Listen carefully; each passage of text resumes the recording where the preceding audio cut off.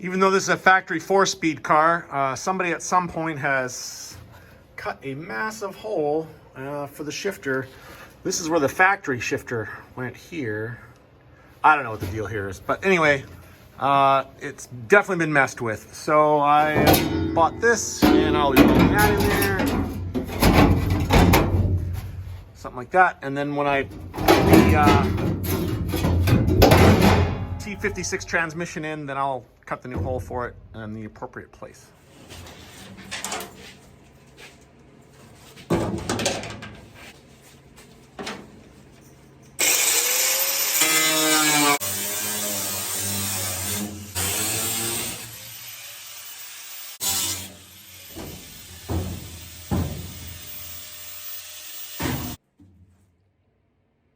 Okay, the new tunnel is tack welded in.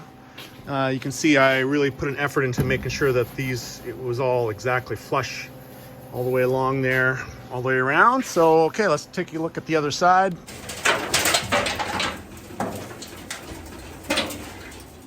And there it is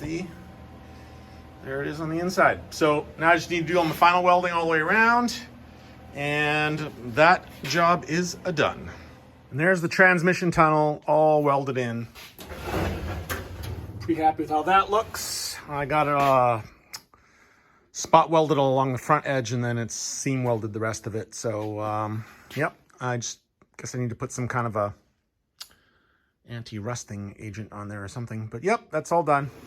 Okay, gang, we're here back in the shop on the 67 Camaro, and you already saw my dimple dyed brackets that I made there, and I'm going to be carrying that theme further with dimple dyeing a new panel for here. See, this hole is actually dimple dyed from the factory. That is a GM dimple dye right there. But these holes have been all cut weird. This one's been cut strange. Somebody's attempted to put a 6x9 speaker in there at some point. I don't know what this is for, but I don't think I need it anymore. I don't know what those are for. Don't think I need them. Don't need them. Don't need them. So all that's going to get rid of. Now, it may be, when you look at this whole thing, maybe it'd be better just to have one whole panel there. But I'll tell you my concern. It's these bent pieces here, like this. Is what do I do about that? Like, how am I gonna?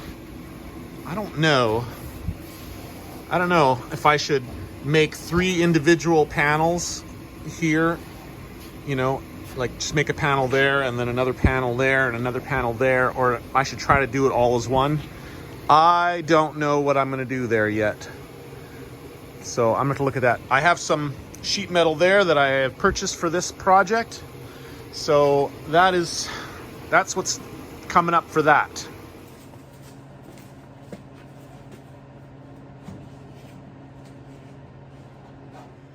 Okay, I decided to cut it into 3 sections and do it that way because just when you look at everything and what would be required to cut it all out of there and do it all as one, that just isn't practical. Looking from the inside of the car, there is actually a subtle curve going that way. I originally thought, well, I'll just make that top piece and I'll bend it over nicely, and I'll weld these little, tabs that the rear seat hooks onto. But with that curve, I can't do that. That just, that's beyond the equipment that I have. So I'm gonna do it in 3 pieces. And now I gotta figure out what's the best looking for dimple dyes in here. Okay, so what I did so I can figure out where I want these holes in these dimple dyes in this rear parcel shelf is I made a pile of cardboard 3-inch holes and some 2-inch hole, no, that's 2.5-inch holes, and 2-inch holes. So now we can place them around on there and see what's gonna look best. Now, this is the next thing. Bit of advice: if you want your wife or your girlfriend to have any kind of enthusiasm for your project, you got to get their opinion on things, especially when it comes to aesthetics. So in this case, I'm gonna go get my wife and I'm gonna hand her these holes, quotation marks, and let her decide where they should be put and where I should make those dimple dye holes. So You know, that's just a bit of advice. It'll help you out long term. Okay, she has chosen this pattern. 3-2-3 and 2-3-2. We ran out of the, well, she thinks we should go with the 2-inch because those, the braces on my trunk, in the trunk there are 2-inch, so she thinks we should stick with the same size. So I ran out of the 2-inch ones, so I have some 2.5-inch ones here substituting. So I was all set to make my parcel shelf modifications there, and then I remembered this box. Inside this box is a chromoly roll cage for the car, and that needs to be at least decided on where the tubes are going to go before I can make the panels for the parcel shelf. Now, the tubes are going to come down here somewhere, and you can see because of the mini tubs that there's really no room to put your tubes like in here. So I went online and I noticed that Mark Stilo, that's a fabrication shop that specializes in first gen Camaros. You can check them out online. They're amazing.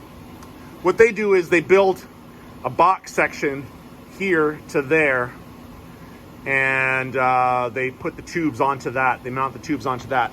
And I imagine that this section under here between the frame and the floor pan needs to have some reinforcing in there too to tie it all together. So that is what I'm going to do, and I'm going to have to at least test fit the roll cage before doing those panels in the parcel shelf.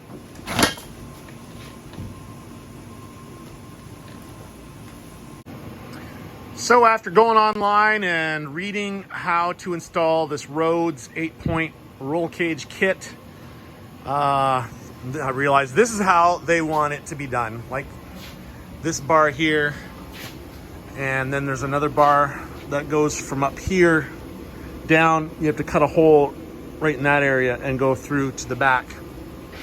Well, I don't want to do that. This looks, for a street car that's going to be driven every day, that seems a little extreme for getting in and out of the car. So what I did was I went to Summit Racing and I ordered the 8 to 10 point roll cage conversion kit. So it's from Rhodes as well, and it's chromoly, and it has tubes that go up here like this and then down and like this. So I'm gonna test fit that, and I'll put that in, I'll test fit that. And then as far as this door bar goes, I also ordered the door bar pin kit from, I think that's just from Rhodes as well.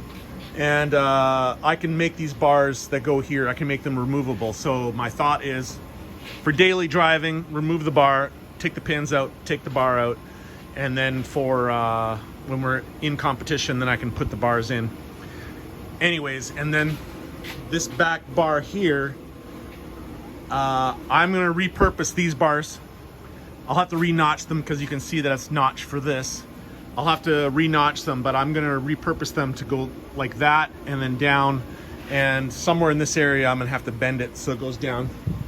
So the plan is to have the bar go down to somewhere in this area here, and I'll plate this out and they'll come like this. But for that to work, it needs to go up and then forward a little bit.